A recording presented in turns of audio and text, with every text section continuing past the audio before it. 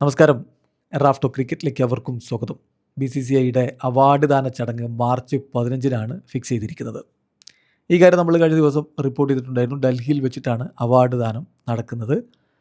ആ അവാർഡ് ദാന ചടങ്ങിൽ ഇന്ത്യയുടെ T20 വേൾഡ് കപ്പ് വിജയിച്ച താരങ്ങൾ, അതുപോലെ വനിതാ ലോകകപ്പ് വിജയിച്ച താരങ്ങൾ, അണ്ടർ 19 കിരീടങ്ങൾ ചൂടിയ താരങ്ങൾ, ഇവർക്കൊക്കെ അന്ന് ആദരം കൊടുക്കും.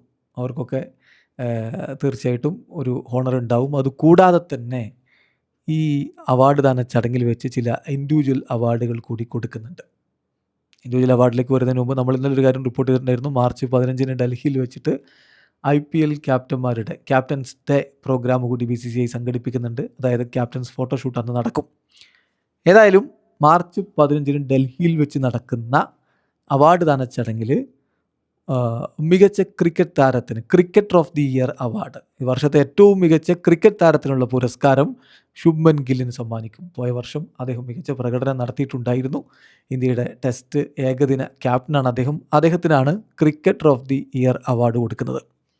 കൂടാതെ മുൻ ഇന്ത്യൻ നായകനായിരുന്ന, ഇന്ത്യൻ കോച്ചൊക്കെ ആയിരുന്ന രാഹുൽ ദ്രാവിഡിന് colonel CK Naidu life time achievement award സമ്മാനിക്കും. അദ്ദേഹത്തിൻ്റെ മികച്ച പ്രകടനങ്ങൾക്കുള്ള, അദ്ദേഹം ക്രിക്കറ്റിന് കൊടുത്ത സംഭാവനയ്ക്കുള്ള ഒക്കെ അംഗീകാരം എന്ന രൂപത്തിൽ colonel CK Naidu life time achievement award അദ്ദേഹത്തിന് സമ്മാനിക്കുന്നു. അതുകൂടാതെ ഇപ്പോൾ ആയുഷ് മേത്രയ്ക്ക്, മുംബൈയുടെ ആയുഷ് മേത്രയ്ക്ക് അദ്ദേഹത്തിൻ്റെ പെർഫോമൻസ് പരിഗണിച്ചുകൊണ്ട് Lala Amarnath award for the best allrounder in domestic limited over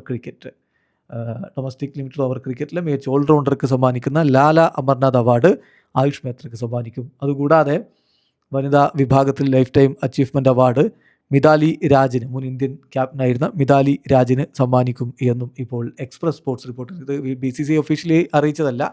അത് അവാർഡ് ദാന ദിവസമാണല്ലോ, ആർക്കാണ് അവാർഡ് കൊടുക്കുക എന്നുള്ളത് നമ്മൾ അറിയുകയുള്ളൂ. പക്ഷേ അതിനു മുമ്പ് തന്നെ കാര്യങ്ങളൊക്കെ പുറത്തു വന്നിട്ടുണ്ട്. എക്സ്പ്രസ് സ്പോർട്സ് ഈ കാര്യം കൃത്യമായി റിപ്പോർട്ട് ചെയ്യുന്നു.